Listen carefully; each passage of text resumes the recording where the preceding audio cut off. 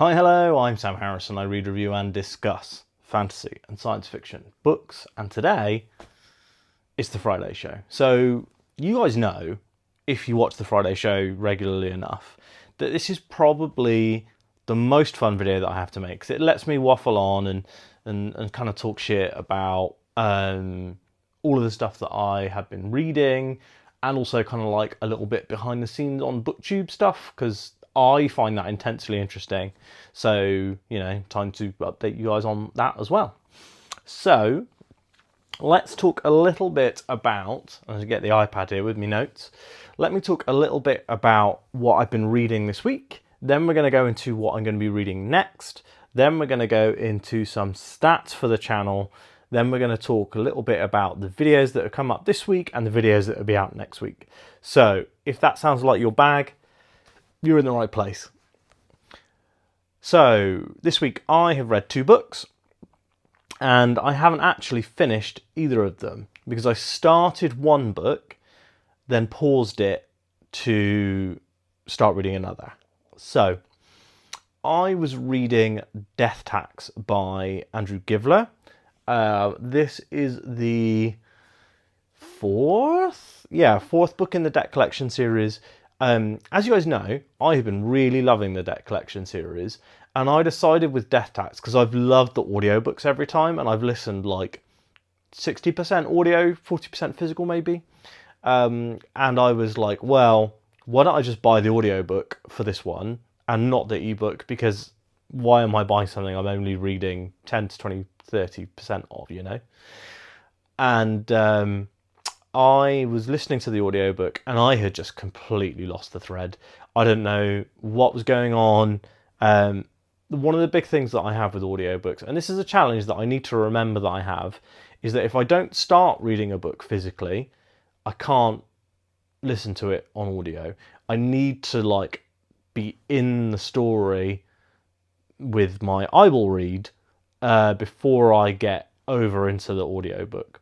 And with things like Wheel of Time, for example, I always make sure that I read at least the prologue and the first 3 or 4 chapters. But because obviously I've now read 8 books in that series, it's a little bit easier for me to get back into the flow of listening to it. And you're thinking to yourself, but Sam, you've read 3 Debt Collection books. And absolutely, yes, I have. But 3 isn't 8. And also, I just was I was listening to it and going actually, I've not been paying attention, and I need to be paying attention. I need to go back and probably reread. So I got 25% in before I decided to put it to one side, and decided to read something else that just really was grabbing me, and because I didn't want to reread it right away. I want to probably leave a month and reread it then. I think that Death Tax might be a really good wind down for me from Wind and Truth when that comes out in December. So, all that to say, Death Tax was probably great.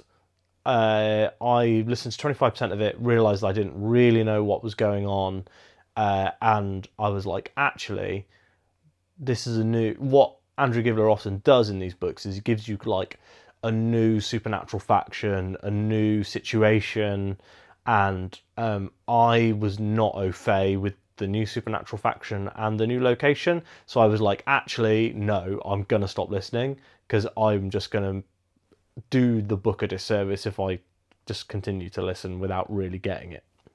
So I switched over to reading a book that I bought a little while ago. So it was 99p on Kindle, and it still is if you're interested.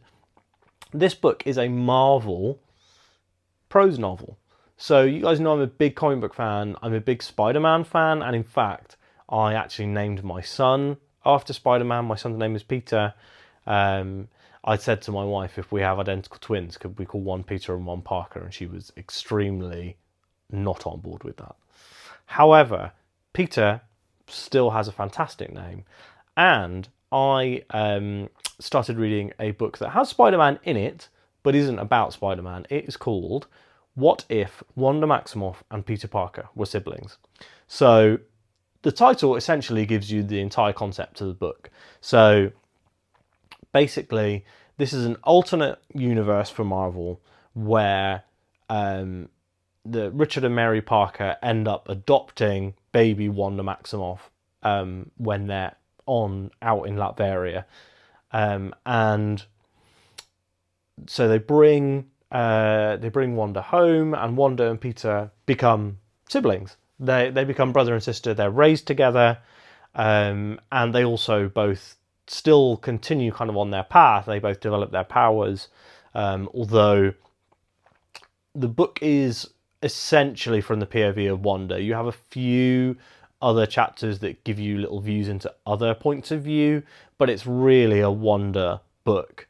And the book starts with a really impactful, it starts with a murder scene basically, and a major Marvel character who you will know is murdered, and then what happens is we flash back through Wanda and Peter's lives, growing up together, gaining their powers, losing Uncle Ben, and then going further into the college years.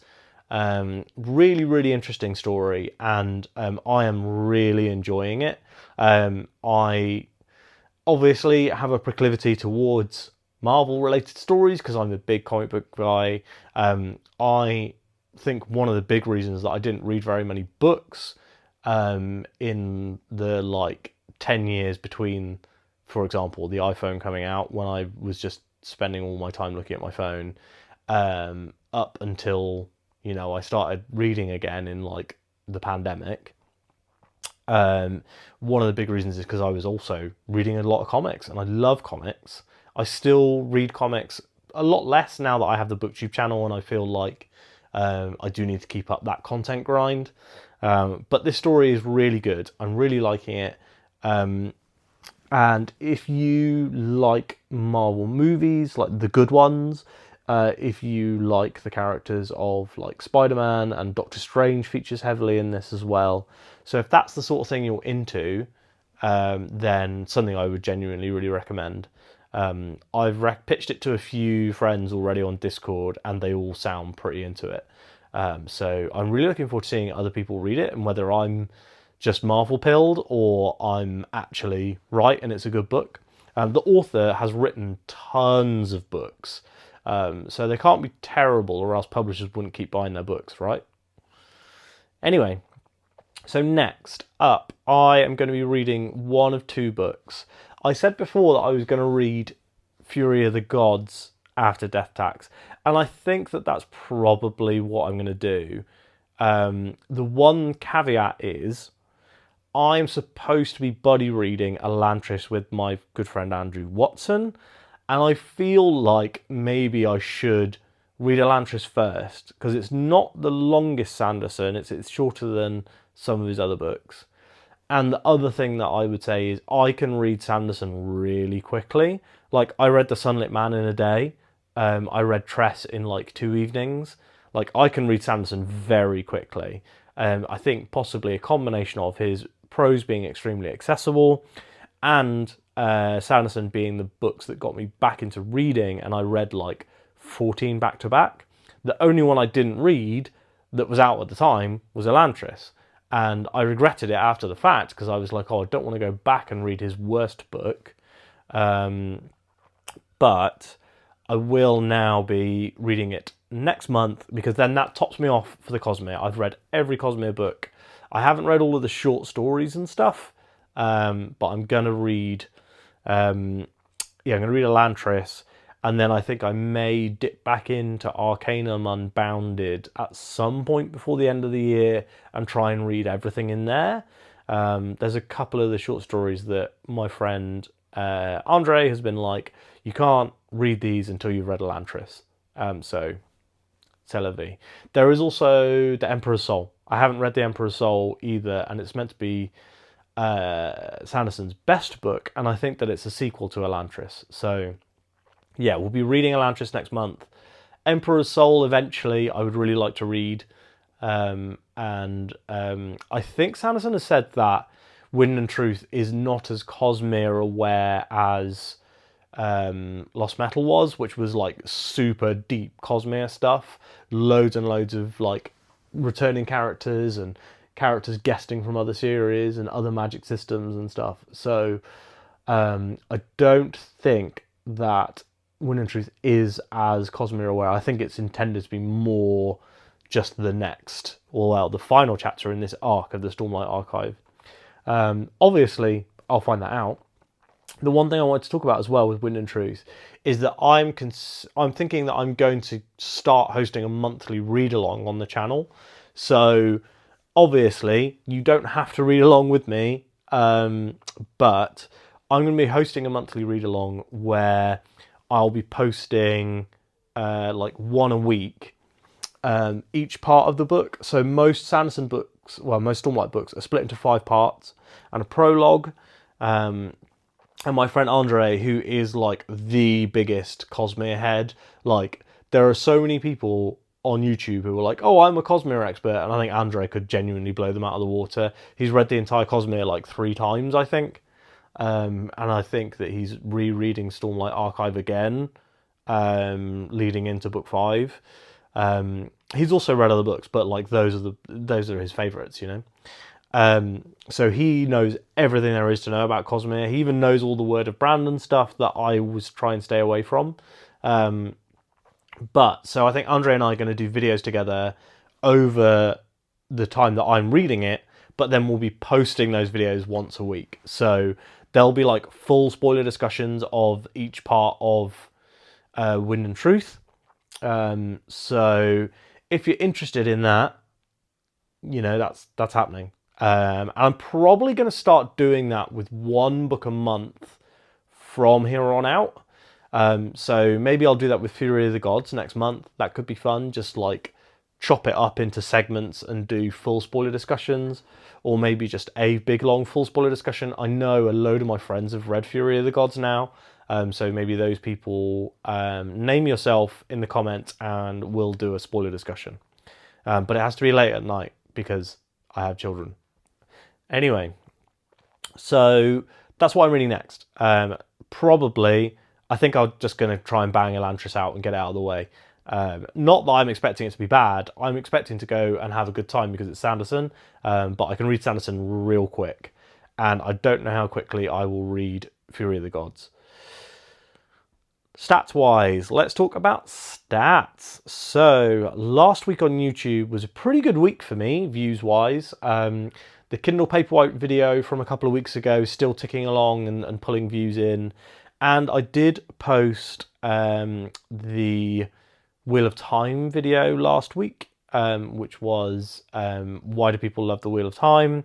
That obviously had a couple of other bigger booktubers in it, like Philip Chase and Rich from Tutor Ramble. And because of that, that has seen a much wider audience than normal. So that video ended up being like almost it's over 1.5k subs now. Views. 1.5k views. So this week we actually got 2.5k views in just this week. So if you think that over the summer, when my channel has been performing a little poorer, to be honest, I was averaging about 5k views a month, and now this is 2.5 in a week. So well done, audience. Thank you very much for tuning in. Next up, 236 watch hours, pretty cool. 25 subs last week. Yes, I was on Philip's channel this week, which always causes a big uptick in subs. I think I gained like 30 or 40 subs over the week or two after I appear on someone else's channel when they're a bigger channel.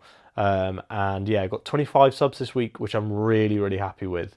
When the channel was first starting to kind of grow quicker than I was expecting, which was kind of like January this year, I was regularly getting 25 to 30 subs a week. And I'd love for the channel to start getting back to that sort of speed. If we did get back to that sort of speed, this community could be like 3,000 people next year, which would be really fucking cool. Like, we're already 1,100 people, which I'm genuinely shocked about, and incredibly thankful to everyone who has taken that time to click that subscribe button. If you haven't, by the way, now's a great time to do it. And the fact that I'm seeing regular commenters, the fact that I'm seeing people who, discussing my videos in places where I'm not. So actually, my videos on the Wandering Inn frequently get discussed in the Wandering Inn Discord, which I do lurk in, but I'm not, I just go in to see if anyone's asking anything specifically to me, or sometimes I ask questions on when best to read stuff. Or like, I think I asked when was a good time to do like another spoiler video with Lion, when to cut book 2 in half. But anyway, so yeah, really enjoyed seeing the community growing. Videos last week was a good week for videos, I think. I say last week, this week, the week's not over. I'm wishing time away here. So we started off with the Path of Daggers review. Obviously, Wheel of Time reviews are always going to do well. Next up, I did one of my new series, which is Top 10s re-ranked. And I re-ranked Andrew Watson's Top 10. He released a Top 10 books earlier this year, and I went through that list and re-ranked it using my now patented method. I'm going to do some other booktubers soon. I think Matt from Matt's Fantasy Book Reviews would be a great one, because he's only really recently released his top 10. But I don't just want to do white dudes, so I would love if people have some other recommendations. The one caveat is I'm trying at the moment to do big channels for these videos, because I'd like the series to gain a bit of traction. Then I'm going to start doing smaller channels, and the idea will be to try and bring the people who come for the big channels to those smaller channels. So to try and promote channels smaller than mine, which is something that I am really passionate about. And you can see my passion in helping booktubers grow their channels by the next video that I made, which is the top 10 videos that booktubers should make. So a couple of friends have already told me like they really appreciated it, and they hadn't thought of, they've been like, oh, I'm not going to make a book haul because I don't fancy doing it. But then seeing me talk about the value that it brings to subscribers has kind of changed their mind on it. So I'm really glad that I could offer that support to new booktubers. And if you're considering starting a booktube channel, absolutely watch that video. And then there are other videos in my BookTube 101 series which I would recommend, so give those guys a watch. Next up, The Wandering Inn. Yesterday, only managed one chapter this week, but it was a really good chapter, and I feel like I had quite a lot to say about it. Hoping to listen to a few chapters this evening and record next week's video tonight. It must feel weird to you guys knowing that like I pre-record these videos, so like you could be watching, that Wandering Inn video straight away, but I think it's better to pre-record them and then just keep them on the schedule, because then the schedule, you know when to expect the videos rather than just turning up randomly. And then next week we are obviously having that Wandering Inn video. Monday is going to be the review for What If Wanda Maximoff and Peter Parker Were Siblings, which is not a great title, I'll be honest with you. You could say The Scarlet Witch was Spider-Man's sister. That would be better. After that, on Tuesday, is going to be my October recap. Wednesday, I am planning on putting out a video that I do not want to talk too much about, because I'm really excited about it and I would like it to come as a bit of a surprise. However, I had an idea today on how to make that video better. And I suddenly was like, maybe I should hold off and do this video in like a couple of weeks' time and actually make the video better.